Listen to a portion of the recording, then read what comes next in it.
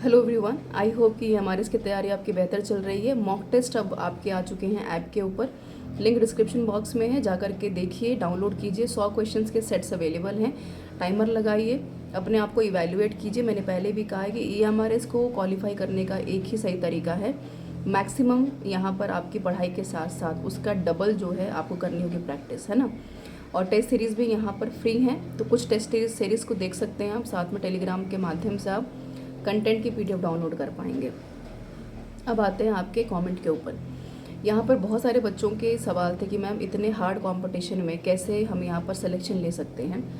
मुझे लगता है कि ये कमेंट कुछ बच्चों के नहीं है, बहुत सारे ऐसे बच्चे हैं जो कि कंपटीशन के फेज़ में हैं, सालों से लगे हुए हैं। कई फ्रेशर हैं, है ना। कई बच्चे यहाँ पर 7-8 साल से कंपटीशन की तैयारी कर रहे हैं। देखिए, कंपटीशन जो शब्द होता है ना, उसमें बहुत सारे चीज़ें होती हैं, है ना। इतने फॉर्म भरे गए, इतना कंपटीशन बढ़ गया, है ना, इतने बच्चे अपीयर होंगे। मुझे तो ये समझ में नहीं आता है कि इतने फॉर्म भरे जाएंगे, उससे आपके सिलेक्शन का क्या लेना देना है। फॉर्म जब भरे आ जाते हैं, अगर मान लो एक सीट के पीछे अगर 500 फॉर्म भरे गए हैं, हम इस चीज़ को कैसे इंश्योर कर सकते हैं कि जितने बच्चे उस 500 सीटों के लिए अपीयर हो रहे हैं, वहाँ पर कितने सीरियस कैंडिडेट पेपर को लिखेंगे और कितने यहाँ पर सिर्फ चेक करने आए कि हमें कितना आता है ना। तो बहुत सारे फैक्टर्स यहाँ पर वेरी करते हैं।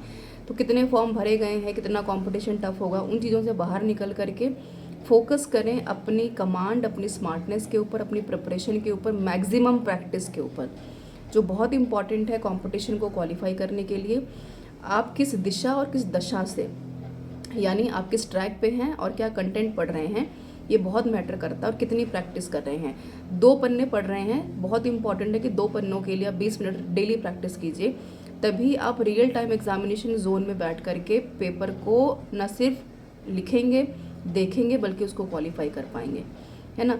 बाकी देखिए, ख्याली पुलाव हैं, वो तो बैठ करके पकाते रहिए, कोई दिक्कत नहीं है उसमें कि कंपटीशन बढ़ रहा है, पेपर टफ हो रहा है। पेपर टफ नहीं हुआ है, हमारी मानसिकता, दरअसल हम इतनी बार चीज़ों को देख चुके हैं कि हम अब बोर हो गए हैं कि वही GS है, वही करंट अफेयर्स है। लेकिन बोर होने के बावजूद हमने एक चीज़ नहीं बदली है यहाँ पर, अपने पढ़ाई लिखाई करने का नेचर, है ना। अब जो स्मार्ट तरीके से पढ़ रहा है वो पेपर को क्वालिफाई कर पा रहा है, सीधी सी बात है। क्या आपने प्रीवियस ईयर पेपर देखे? क्या आपने EMRS का, KVS का, NVS का पेपर देखा? क्या आपने प्रैक्टिस की है? क्या आपने चैनल पे जितने मॉक टेस्ट लगाए हैं उसमें से अपना आपको खुद को इवैल्यूएट किया है? क्या आपने टीचिंग एप्टीट्यूड को डिटेल में जाके सर्च किया गूगल के ऊपर कि यहाँ पर और क्या क्या पूछा जा सकता है ना।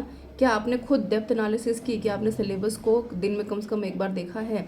तो कुछ पॉइंट्स ऐसे होते हैं जो कि आपको डिफ़र करते हैं उन क्राउड से जो कि सीरियस नहीं है पेपर क्वालिफाई करने के लिए।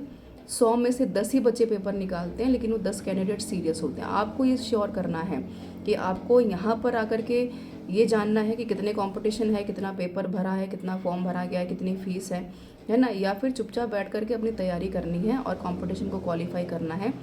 साइलेंटली अपना काम करते रहिए, कंसिस्टेंट तरीके से काम करते रहिए। यही एक की फैक्टर है किसी पेपर को निकालने का और अपनी पर्सनालिटी के ऊपर काम करने का।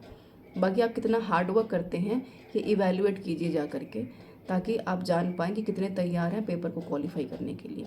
Thank you so much for being with me.